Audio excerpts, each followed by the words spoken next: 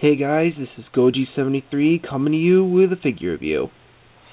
Now, a few bulletins back, I did mention that I'm still looking for a new camera since this one's audio quality is getting a little more noticeable.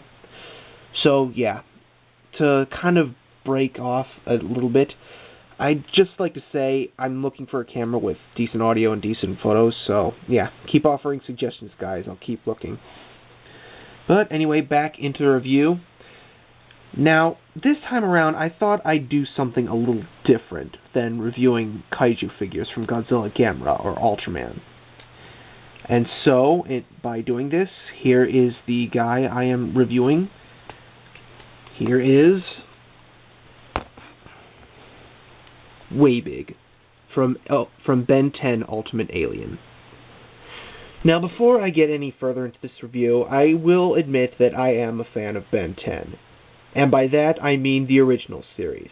I don't care at all for Alien Force or Ultimate Alien. Those series finally give Ben 10 its recognition, but are bland beyond hell. But anyway, the reason why I bought this guy is because for a long time I have been waiting for any sort of toy company to make a 6-inch Waybig, or something along the lines of 6 inches, which I'll get into this review.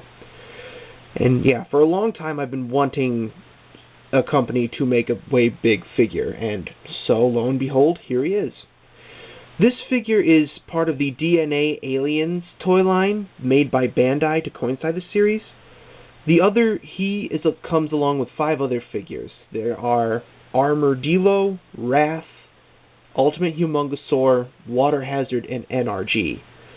And Waybig is number 6 out of those toy lines. But yeah, I'm finally glad they finally made a Waybig for obvious reasons.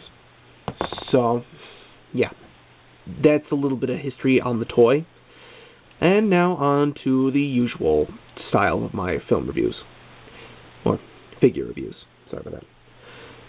Now, to start off with Waybig's history, in the series, Waybig was an alien that was unlocked by Azimuth for Ben to battle Vilgax's forces in the film Ben 10's Secret of the Omnitrix, where he pretty much is just a giant towering alien that takes out Vilgax's forces with ease. He would later appear in the Season 2 finale of Alien Force, in which he would try to fight off the hybrid fleet that attacks Earth, but he fails to take down the gate and loses. Later on, after the season finale of that, Waybig would become more of like a emergency usage alien only for the rest of the series, and on into Ultimate Alien.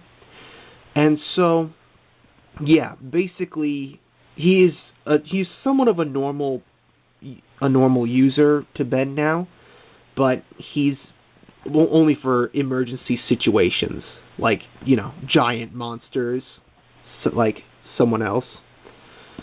And that's basically Waybig's history in a nutshell. Now, on to detail. Now, considering this is a different series, Bandai actually does make a pretty good job capturing Waybig's appearance, because let's not forget, he is a cartoon character after all. Yeah, all the way down to it is pretty good.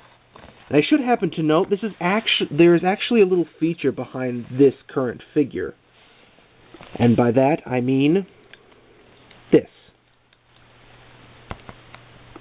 You can make him taller. Yeah, just a little transformation sequence there. But yeah, that's like a special feature to this particular series, which is kind of cool. What you're looking at right now, is the more accurate appearance of the Ultimate Alien Waybig. The Ultimate Alien and Alien Force Waybig are pretty much the same thing, but this particular style you're looking at right now is the more accurate appearance of how Waybig looks in the show. So yeah, detail is definitely good.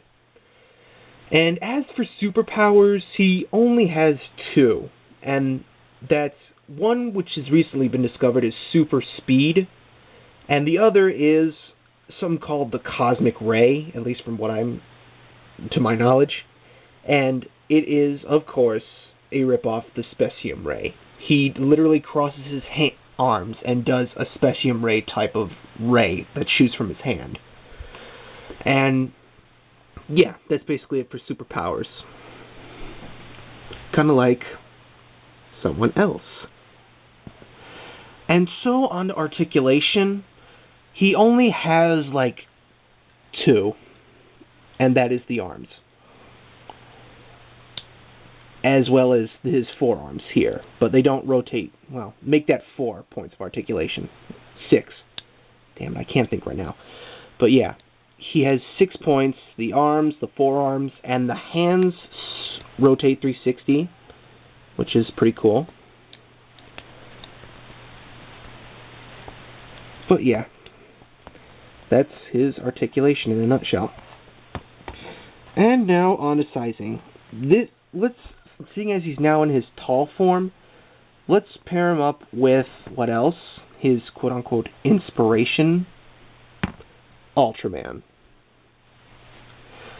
Now, I believe Waybig is 200 feet tall, so in this kind of circumstance, it's kind of sort of accurate here. But yeah, this is just to show off just how he looks compared to Ultraman in his tall form. And since I pull him out sometimes to review him too, here's Godzilla, the 1975 version. And yeah, since they aren't from the same series, this is just to show off what the two look like together with Waybig in his tall form. And now, let's just shrink him down to size to show how he is to compare to the two right now.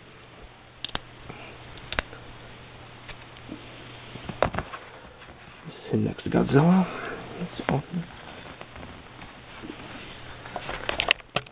And this is how he looks now. He's gotten shorter and he's smaller than the other two. But again, since he has a different series, this is just only to show off how he looks.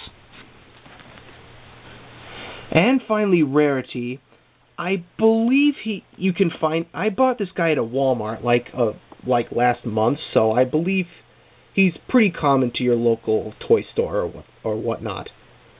So yeah, I'd say he and the rest of his series of figures are actually pretty common.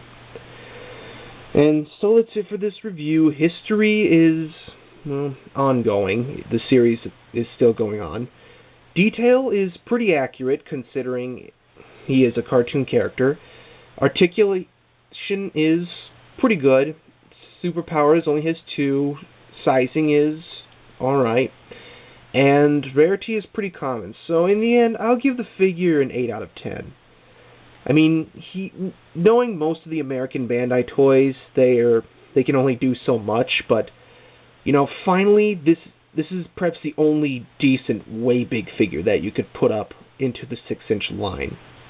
At least I believe so, until Bandai decides to do something else with him. So yeah, I just thought I'd do this since, you know, to try and do something a little different from my usual kaiju figures. And I hope you enjoyed this review.